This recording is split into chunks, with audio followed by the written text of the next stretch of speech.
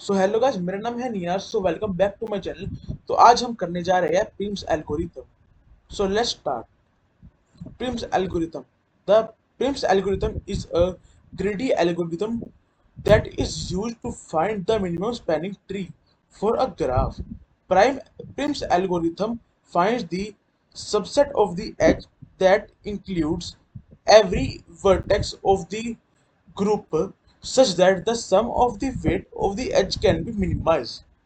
ठीक है, इसमें हमें जो निकालनी होती है वर्टेक्स, हम ऐसी वर्टेक्स चुनते हैं जिसका हमारे पास वेट कम आए। तो आइए उसकी अब एल्गोरिथम देखते हैं। सो फर्स्ट है initialise the minimum spanning tree with a vertex choose at random. मतलब कि हमें जो उसकी पहली वर्टिसेस निकालनी होती है, हमको रैंडम बेस पर सेलेक्ट करनी होती है। और सेकंड स्टेप क्या है, find all the edges that connected the tree to new vertex, find the minimum and add it to the tree. इसके बाद क्या करना होता है हमें, इसके बाद हमें इसके दोनों साइड से, किसी भी एक साइड से हमें देखना होता है कि हमारे पास मिनिमम किस तरफ आ रहा है, कि मिनिमम एज हमारे पास किस तरफ आ रही है। और हमारे पास जिस तरफ मिनिमम एज आती है तो हम उसे उसका कनेक्ट कर देते हैं। और step 3, keep repeating step 2 until we got minimum spanning tree. Okay, so आइए इसको एग्जांपल से समझते हैं। सो हमारे पास जो फर्स्ट एग्जांपल है वो है हमारे पास ये। ठीक है, तो इसके लिए हम अपनी सुविधा के लिए हम शुरू करते हैं वर्टेक्स बी से। ठीक है, तो हमने वर्टेक्स बी से शुरू कर दिया। ठीक है, तो हम देखते हैं बी के साथ हमारे पास शॉर्टेस्ट एज किस तरफ आ रही है। तो देखिए इस तरफ हमारे पास आ रही है 10 और इस तरफ आ रही है हमारे पास 4। तो हमारे पास शॉर्टेस्ट आ रही है 4 वाली, है ना। तो हम बी को कनेक्ट कर देंगे डी से, जैसे हमने इसके अंदर कर दिया। ठीक है, बी को डी से कनेक्ट। तो अब हम बी और डी में देखेंगे कि हमारे पास सबसे शॉर्टेस्ट एज किस तरफ आ रही है। तो देखा जाए बी से, जब हम डी से ई जा रहे हैं तो हमारे पास शॉर्टेस्ट एज आ रही है 1। ठीक है, तो हम क्या करेंगे, डी को उसके बाद ई से कनेक्ट कर देंगे। तो फिर हम वापस देखेंगे कि बी डी और ई में से हमारे पास शॉर्टेस्ट वर्टेक्स किस तरफ आ रही है। तो अगर हम देखें ध्यान से तो हमारे पास अब डी से लेकर सी तक हमारे पास शॉर्टेस्ट एज आ रही है। तो हम फिर इसके अंदर क्या करेंगे, डी से सी एक लाइन खींच देंगे।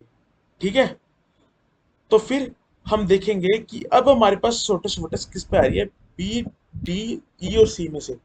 तो देखा जाए तो अब हम हमारे पास जो शॉर्टेस्ट एज आ रही है वो आ रही है सी से ए तक की।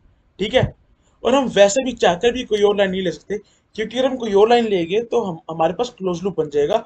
अगर हमारे पास एक बार क्लोज लूप बन गया तो मतलब हमारे पास प्रिम्स एल्गोरिथम को फॉलो नहीं कर रहा और हमारा मिनिमम स्पैनिंग ट्री वहीं डिस्कार्ड हो जाता है। ठीक है, इसलिए हमारे पास हम ले गए अब सी से ई। तो अब हम क्या करेंगे, सी को ए से ज्वाइन कर देंगे। तो ये हमारा आ गया मिनिमम स्पैनिंग ट्री। तो हम इसमें क्या करेंगे, हमारे पास जितने भी ये वेट आए हैं 4, 2, 1 और 3, हम इन सबको काउंट प्लस कर देंगे। और हमारे पास जो आंसर आएगा, जैसे कि हमारे पास इसके अंदर आंसर 10 आया, तो ये हमारा कॉस्ट होगी मिनिमम स्पैनिंग ट्री की। तो आइए अब देखते हैं क्वेश्चन नंबर 2।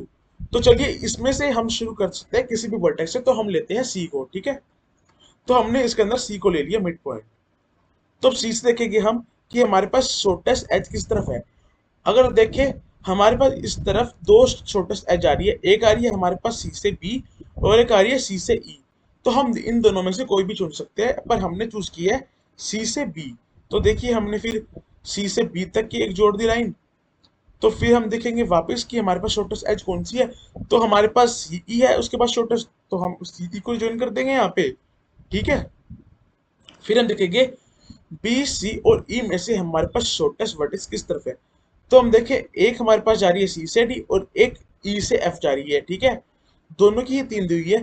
तो हम क्या करेंगे, उसको ई से एफ तक ज्वाइन कर देंगे। तो ठीक है, अब हमने ई से एफ भी ज्वाइन कर दिया और अब हमारे पास है 4 वर्टिसेस, बी सी ई और एफ।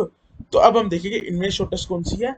तो हम देखिए अब हमारे पास हम सी से डी भी कनेक्ट कर सकते हैं और एफ से भी कनेक्ट कर सकते हैं, पर हमें सिर्फ किसी एक ही साइड से कनेक्ट करना है। अगर हम दोनों तरफ से कनेक्ट कर देंगे तो हमारे पास एक क्लोज लूप फॉलो हो जाएगा, बन जाएगा। ठीक है, और हमारा जो ये प्रिम्स एल्गोरिथम का रूल है वह डिस्कार्ड हो जाएगा।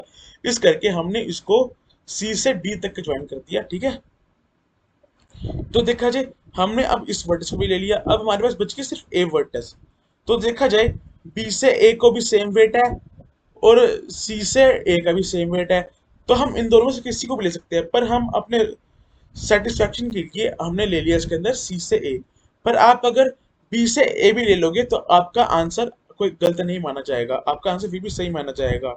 ठीक है। सो फिर अब हम इसका निकालते हैं कि टोटल वेट क्या है।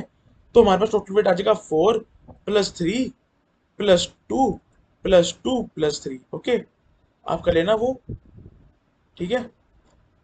तो फिर हमारे पास इसका टोटल वेट आ जाएगा,